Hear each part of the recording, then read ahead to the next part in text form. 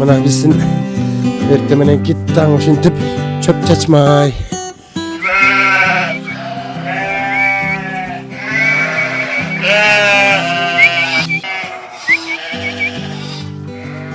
Атенем 30 жылдан бери ак кой багып келиптир.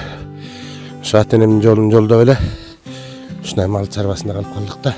Элдин эле менчик мал багып жүрчүмүн. Азыр тиги Мирбек байке болуп кеңешип ушул ак койду багалы деп. Биргелешип ушуну жандандыралы деп аракет кылып баштадык буюрса. 300 баш кой бар. Эртең мененкисин 2 пресс чөп жейт. Буларды эле ошол короого камап жем чөбүн чачкыча күтүп турушат. Кородон чыгаргандан кийин чуркап келишет. Могу кичинекейлер таластан келген. Могу чоң койлор Оргочордон, көлдөн келген да. Могулар жайтка кетти.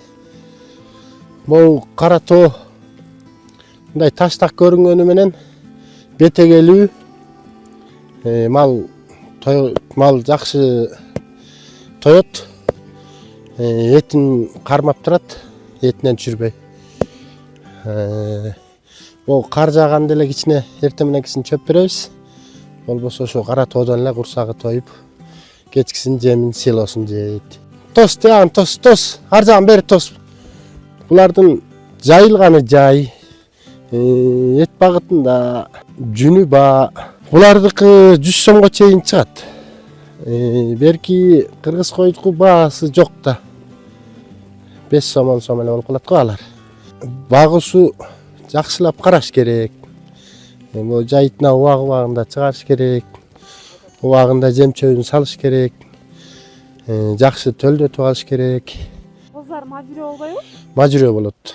Жылаңачты болот, мажүрө болот. Ошон үчүн сарайга туут үй деп коет. Туут үйгө жылуулук керек. Ошон үчүн жазга ылайыктап туудурган табыз да. Меш коюп от жагабыз. Эшик терезесин бүтөйбүз.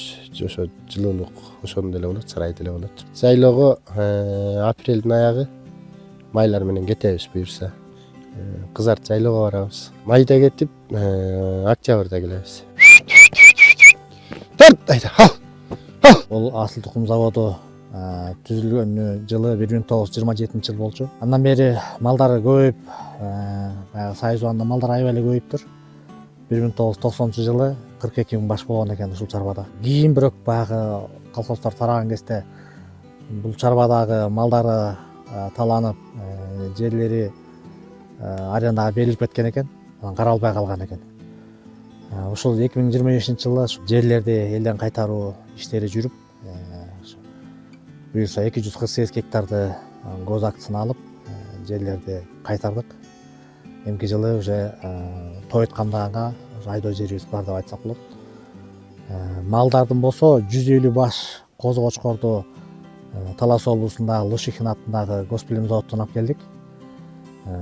190 башты Ысык Көл областынан Оргочор госплем заводдон алып келип, башагы 340 башты азыр кармап атабыз. 2030 жылга малдын башын 1,5-2 миң башка чейин көтөрүп алсак деп атабыз. Эң биринчи пайдасы бул жүнү. Ошондон жасалган жанагындай буюмдар, мисалы кийиздер, шырдактар, ошондон жасалган кездемелер, калпактар, жана сувенирлер жасалып атат. Экспортко да чыгып атат. Буюрса экспорттук жагынан да ошондой өзүнүн пайдасын берет деп атабыз. Бул жүн жагы. Тери цех, тери заводдору буюрса районубузда ачылып иштеп калса, андан да көптөгөн буюмдар жасалат. Анан тышкары эт. Этти өндүрө турган дагы бирден бир база болуп калабыз биз.